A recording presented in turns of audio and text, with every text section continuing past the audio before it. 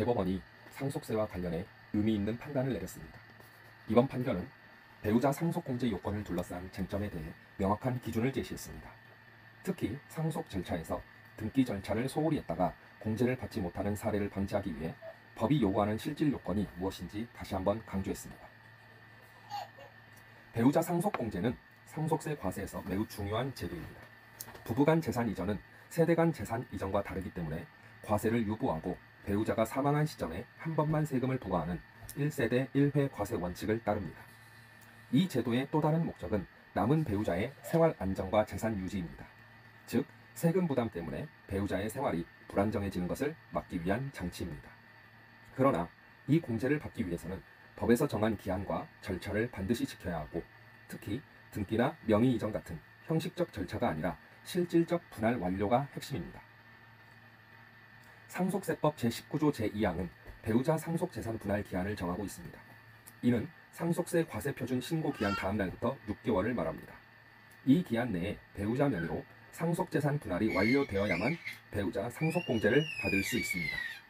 여기서 주의할 점은 단순한 상속협의서 작성이나 구두합의가 아니라 등기, 등록, 명의개서 등 실제 권리 이전이 완료되어야 한다는 점입니다. 이 규정의 취지는 단순합니다. 상속재산을 분할하지 않은 상태에서 배우자 상속공제를 받은 뒤 나중에 자녀에게 재산을 넘겨 세금을 피하는 편법을 막고 상속세 관련 분쟁을 조기에 종결하는 것입니다. 이번 사건에서 피상속인은 생전에 부동산을 매도했습니다. 그런데 사망 후 공동상속인들은 상속 등기를 거치지 않고 부동산 등기법 제27조에 따라 매수인에게 직접 소유권 이전 등기를 해주었습니다. 즉, 배우자 명의로의 상속 등기 절차가 전혀 진행되지 않았던 것입니다. 원고들은 부동산이 이미 매도된 상태였으니 배우자 명의 등기는 필요 없고 매수인에게 바로 넘겨준 것도 실질적으로는 분할한 것과 같다고 주장했습니다. 하지만 세무당국은 이를 인정하지 않았고 상속세를 부과했습니다. 원고들은 불복해 소송을 제기했지만 원심과 대법원은 모두 세무당국의 손을 들어주었습니다. 대법원은 명확히 밝혔습니다. 배우자 상속공제를 받으려면 해당 상속재산이 배우자 명의로 상속재산 분할 협의에 따라 등기되어야 합니다. 매수인에게 직접 이전 등기를 해준 사실만으로는 요건을 충족했다고 볼 수 없습니다.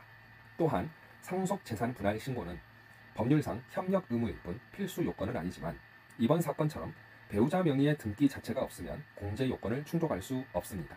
즉, 형식적 신고보다 중요한 것은 실제 등기라는 것을 명확히 한 것입니다. 이번 판결은 상속세법에서 무엇이 진짜 중요한 요건인지 다시 한번 확인시켜줍니다. 형식적인 서류 제출이나 신고보다 실제로 배우자 명의로 상속재산이 이전되었는지가 핵심입니다. 특히 부동산처럼 등기, 등록이 필요한 재산은 분할 기한 내에 이전 절차를 반드시 마쳐야 합니다. 만약 이를 소홀히 하면 상속세 부담이 크게 늘어날 수 있습니다. 따라서 상속 절차를 준비하는 단계에서 세무사와 변호사 등 전문가의 조언을 받아 정확히 절차를 밟는 것이 안전합니다.